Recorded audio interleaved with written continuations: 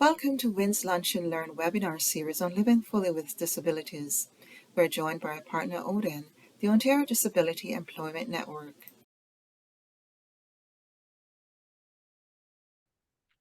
I would like to introduce our guest speaker for this third and last webinar in our series, Juan Olarte, and I hope I did that justice to your last name, Juan. Juan is an accessibility veteran with more than 20 years of experience. Juan, who immigrated to Canada from Colombia in 1999, is legally blind and is deeply conscious of the challenge faced by individuals who live with a disability. Juan is the founder and CEO at Digitally Accessible, offering web accessibility assessments, consultations, and training services. I will stop sharing my slide to give Juan the opportunity to share his. Thank you so much. Just give me 2 seconds while I try to show my screen.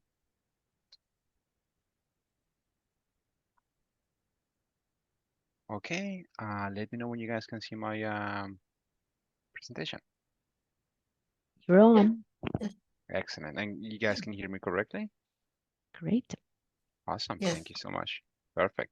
Okay, so about me. So Ingrid, thank you so much for the presentation. I don't think there's anything more that I can add to it. Some of the things that I would like to explore more about me is, as mentioned, I have over 23 years experience in the accessibility field. I am a person with a disability, so I understand firsthand what inaccessible content means for people with disabilities. I want to share a little bit of my early years growing up with a disability in Colombia.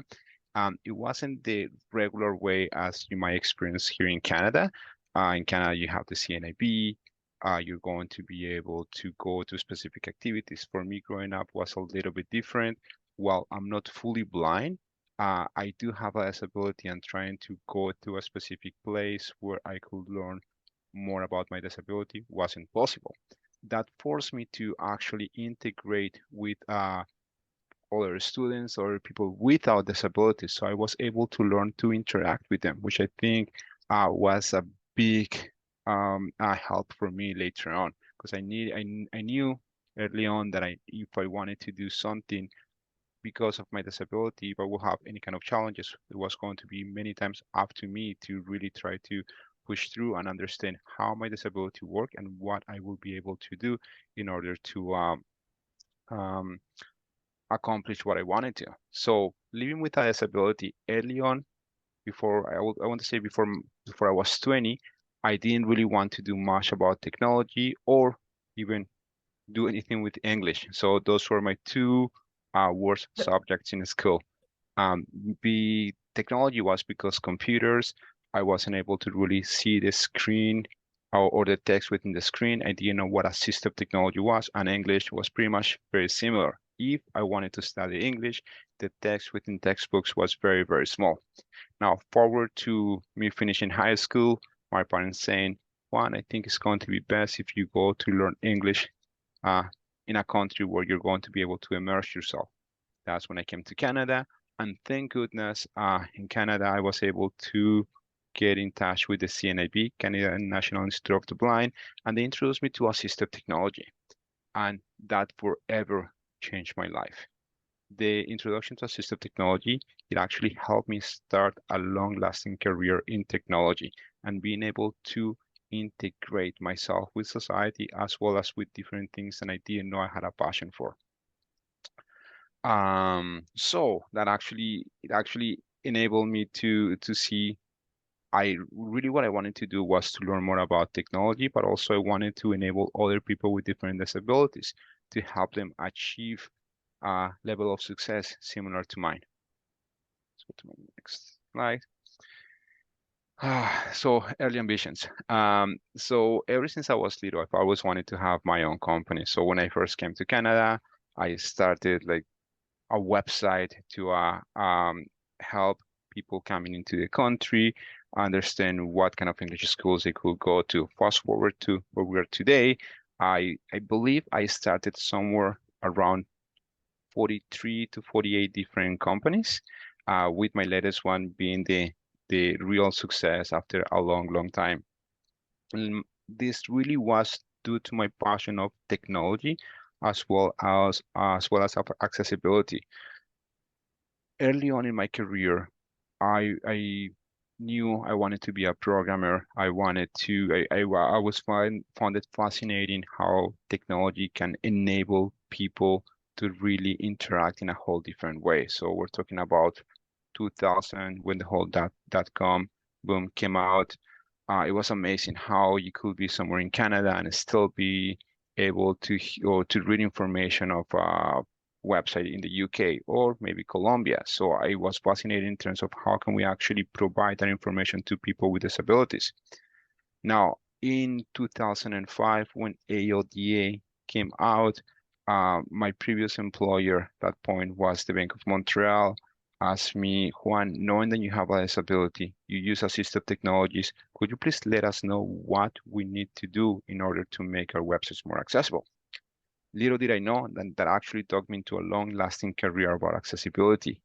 What I have done is really understand what and how companies can integrate accessibility early on in the development life cycle. I've been lucky that I've been able to work in different organizations, both private as well as the government, educational institutions. And one thing that I noticed is that regardless of the industry or organization, they always have the same approach to accessibility or even the same challenges. That's when the birth of um, the idea of my organization was born. There has to be a better way to ensure that people with disabilities are able to have equal access to information. And then, let's go to my next. Then really brought me to creating the organization Digitally Accessible. What we do, as Ingrid indicated, we help organizations integrate accessibility into development life cycle. The company is about 3 years old, but one of the things we wanted to do is, yes, enable organizations to provide equal access to information to people with technology, but beyond that, how can we actually enable them to do it?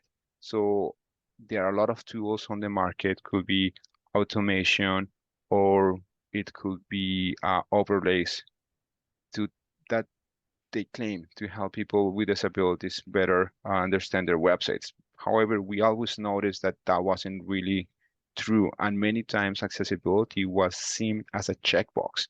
Oh yes, we need to comply with the ODA, or in the United States, they need to comply with ADA. So it was always a check, check, check, check. But in reality, while they were trying to check for specific accessibility issues, they weren't really solved.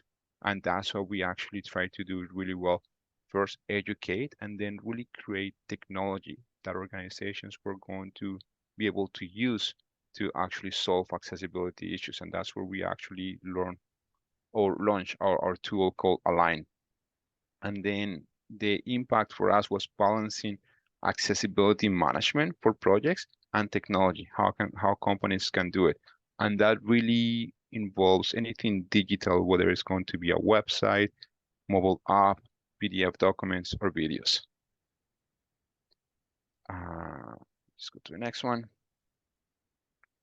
Now, a big portion of what I like to do is spreading awareness and education in terms of accessibility. Whenever we meet with clients or whenever I meet with other people, I want them to understand how accessibility impacts people with disabilities. And what is really important is that people have different disabilities. You might have somebody who's blind, visually impaired like me, somebody who's deaf, or somebody who may have a motor type of disability. They are going to use a website, a mobile phone in different ways. So trying to provide specific content that is accessible for them, it requires a specific level of knowledge, not just a checkpoint that you're going to follow on a website.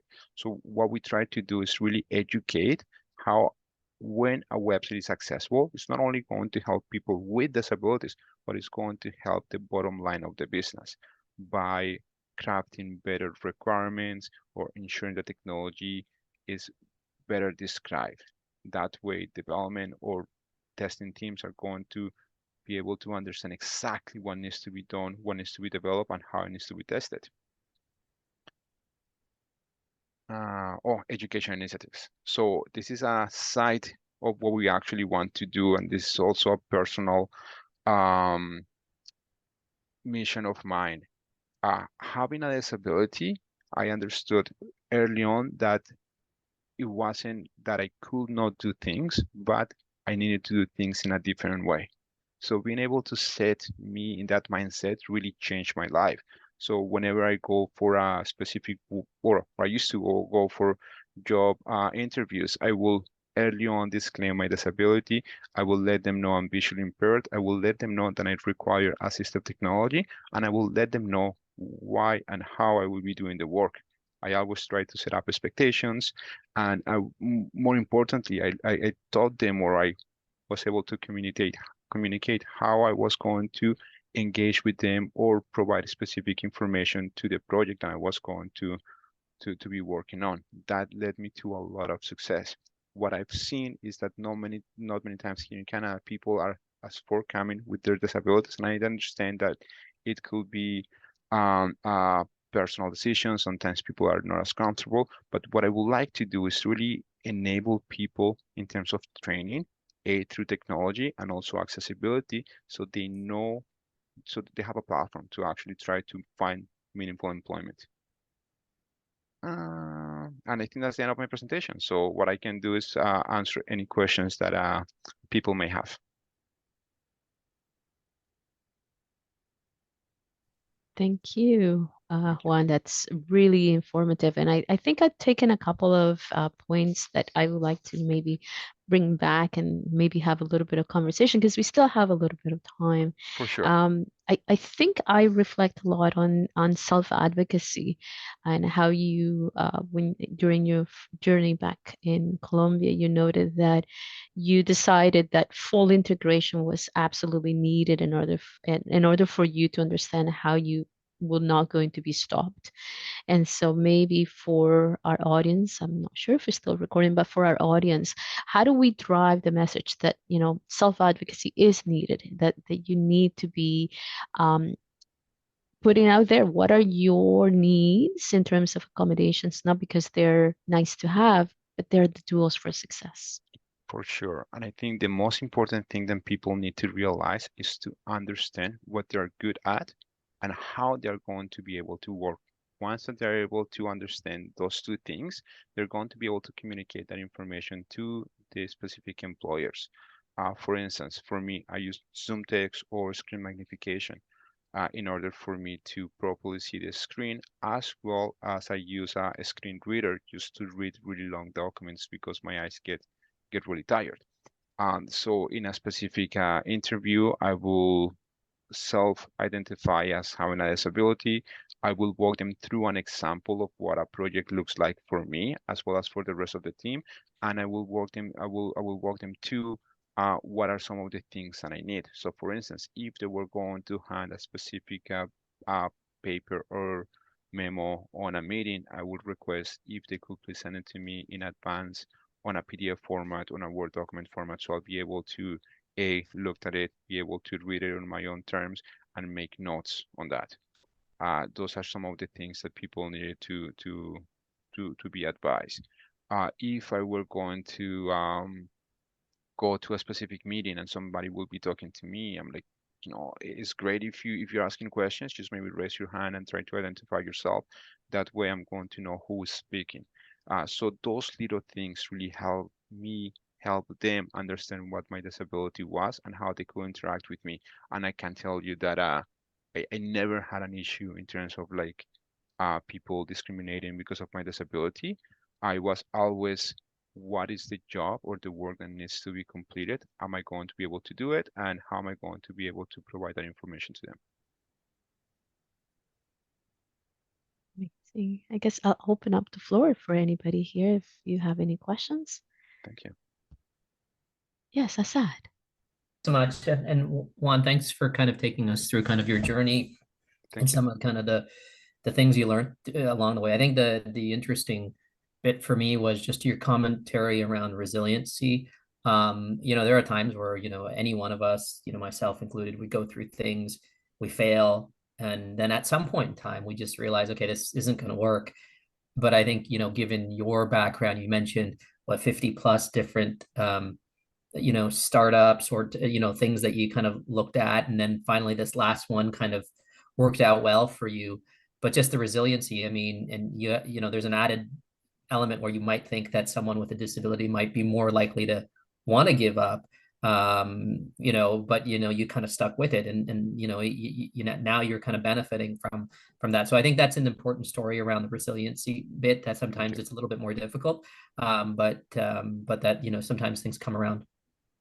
Yeah, so well, thanks for that comment. I think having a disability is difficult enough, and I believe whether you have a disability or not, sometimes people may tend to give up too early. And I'm guilty of that. I have done it in the past where I tried to start something I maybe didn't see it through, but I know that as tough, as difficult and things can get, whether it's going to be personal or in business, if you keep persevering, if you keep trying, sooner or later, you're going to be able to come through the other side. It's just a matter of understanding, okay, if I made a mistake, what was my mistake? How can I avoid making it? Now, with that said, I encourage everybody to make mistakes. I've made a ton of them. I keep making them all the time, but I try not to make them twice. And honestly, mistakes is a way for you to learn. Sometimes I know like I have people advising me, and I always many times I try to take that advice, but many times I do go my own way, and I do realize later on, oh, I shouldn't have done this. But I'm able to realize why is that that specific decision wasn't good, and based on that, I'm going to be able to adjust my trajectory to enable me to be successful. Yeah, I think for me, the two things are like passion and purpose. You know what you Mhm. mentioned around, like, you keep trying because of passion and purpose. So thanks so much. No, no, thank you. And that's true. Like I enjoy like I talk to my wife, I talk to my business partner, I talk to my clients, I talk to everybody. What I do, many times I feel like honestly, I'm playing. I sometimes I get up and say, I can't believe people are paying for what we're doing. Because it does feel that it feels like it's a game. It feels like it's something I enjoy. So if you're going to do something, passion is important because you want to make sure that you're going to be doing something that you like to do, if you want to get better at it as well. And the next one is really, which is important for me because of my disability. How can we enable people with disabilities to find success? Could be maybe not everybody is meant to have their own business. Maybe they want to work at a specific company. That's great. So what does that mean for them? How is that they're going to be able to be successful? Uh, Really helping them understand small, even small skills like um, how do I act in my interview? What kind of questions should I ask? How can I be impactful? Things like that is passion. Easy. Juan, we have Stephen who wants to also ask a question, I believe, For because sure. his hands is up. Thank you. Thank you, Juan. That's thanks for sharing a remarkable story. I was taken Thank you. by a number of things that you said. And I'm going to make the connection to immigration as well, because you came to this country as a young person. You had the vision disability. You didn't know the language very well, Hmm. and you immersed yourself, and you've been very successful. So those are the stories that we need to be profiling as leaders in our community about the success and what you contributed to others. I'd like to add another P on the passion and purpose, and that's people. Yes.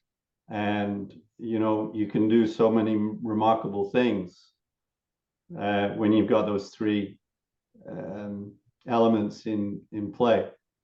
But I do have a question after that long statement. Um, and I'm wondering if you could,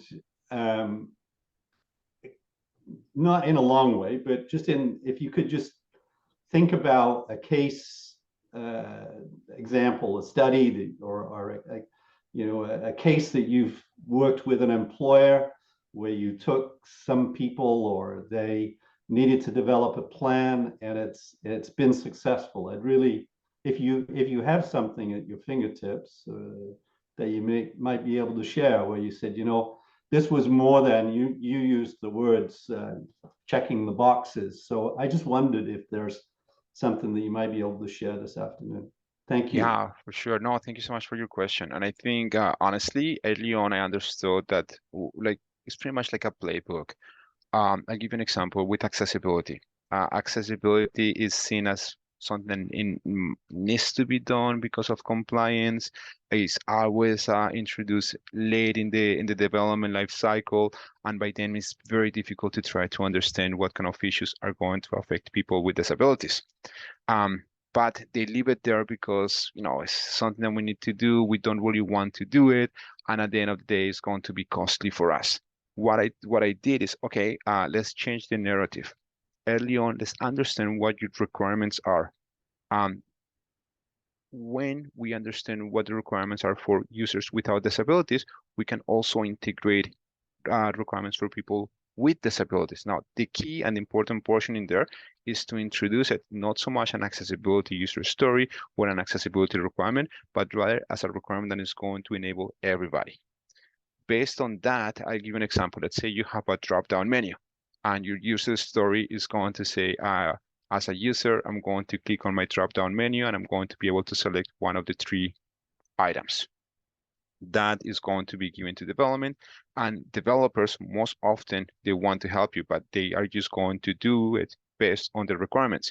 What I've done helping a product owner is going to say, rather than saying, I'm going to click as a user, I'm going to interact with the button either using the mouse or keyboard, and then I'm going to be able to select specific items using the mouse or the keyboard, and then it's going to give me X outcome. Once that's completed, we go and create something that are called patterns and provide specific information as to what developers are going to use.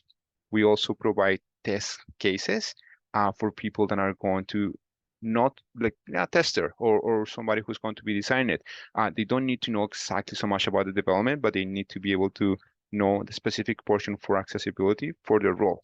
Once you have all of that information, you put them together. So one of the things I've done is try to align myself as a bridge among different stakeholders within a project and then help them understand what accessibility means for them. Once this is done, many times they think of, oh, this is great for functionality, this is a great future. So once we have done the whole project, I've come people or sponsors asking me, Juan, this is great. The project is looking great, but where do we include accessibility? I'm worried that we're not going to be able to be compliant. It's like, no, we actually already did it. So not enough that we include accessibility. Accessibility is one of those things that could be an art and a science. If you do it really well, people are not going to notice. But if you don't do it well, people with disabilities are going to be affected. So once that we were able to integrate it, the development actually was reduced because the requirements were much more defined. Because we were able to establish libraries, every single development team, while they were creating different parts of the application, they will be creating similar components, they were able to benefit from that. So you can actually see how important accessibility is for those kind of projects. And that same format, I talk it to every single company I work with. And I can tell you, I work with a lot of different companies, and it was always so successful. And at the end of the day, you get people with disabilities being able to interact with a product. Thank you for your question. That's amazing. I think, it's Ingrid here. As I'm thinking of what you just said, Juan, I think it's this concept of not seeing people with disabilities or who have a disability as other, rather than just seeing as we're all consumers. And so how do you achieve what you're trying to do, taking into consideration all the consumers that are coming through your website as that front door to the services that others are going to access? 100% agree. And I think so. What I want to do is a very, very small thing and a long lasting thing of activities that need to be done for people with disabilities to fully be able to integrate in the society. Unfortunately, a lot of times people with disabilities are marginalized. While they may have education, they do not have meaningful employment, therefore they're not able to buy as many things as they want to. So that's not true for everybody, but like it's true for a big percentage of the population. By us making sure that information is accessible, from there we're going to help them. Okay, maybe you can also educate yourself. So if you're going to be able to take a course online, it's going to be great because maybe you're not going to have to travel to a specific university. If you're blind, it's going to be difficult, but you're going to be able to get that information at home. Then from you're also going to be able to contribute to society. So I think there's a lot of different things that I would like to do, but I think the way I identify is, okay, how can we provide equal access to information? And the way I talk it is really, okay, how can we actually provide that information to big corporations so they can help their users? And I believe that's my first attempt, and I have a long list of different things I want to do after: employment, training, things like that. Amazing, amazing. I'm mindful of the time, and I Hmm. believe that we are now at a point where we're getting close to ending our presentation. I just want to make sure that we are putting up the last slide that looks into, we've just gone through the Q&A, but the last slide gives us this survey for people to provide us feedback. Thank you once again, Juan. That was a very, very Thank you informative so much. presentation. And on behalf of WINS, as well as the Ontario Disability Employment Network, I want to take this moment to just say, impressive conversation. Wish we had more time, but yeah, I definitely took some things away from today. And again, Thank you so much for having me. I appreciate it. and thank you to those who are viewing this recording.